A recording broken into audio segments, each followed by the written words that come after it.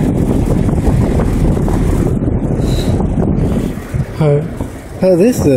This is a 2014 York again. Okay, well, pretty frozen, I would say, but I think it'll go in defrost soon. You know, York has that demand to frost. You know, it ain't like some others that have like these 30-minute intervals and, you know, 60 minutes. It's just, you know, when the coil is froze up, it'll go in. You know, this thing.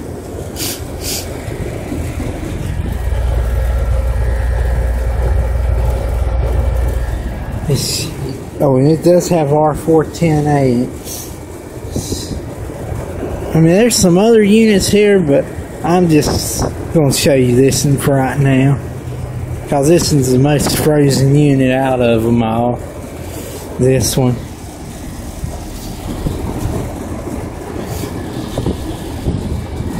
A lot of people says that York's a piece of junk. I don't know. I never even had one. But they do have micro channel coils on them, which I don't really, they say they're smaller, but I don't really know exactly how they are.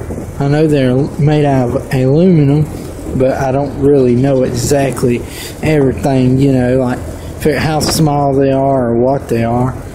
You know, I just know micro channel is what they call them. But, you know, I don't see nothing wrong with it. It's just as good as the rest of them. I like it pretty good. This unit here has a Bristol compressor in it.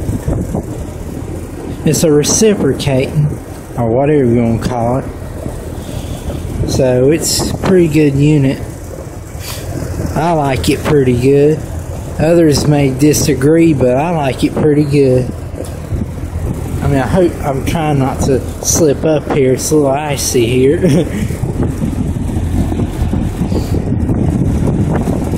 Okay, here's the outdoor vapor line froze up. I don't know if you can see it or not. I don't want to make too much air blowing the phone, but I'll try to make you see it best I can. See, it's frozen.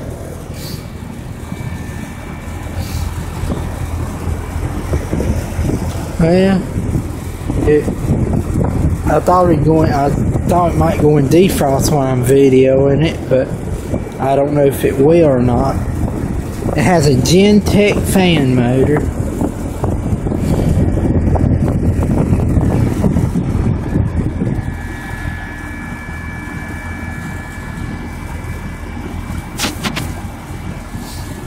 Alright, I'm gonna go. It's a little cold.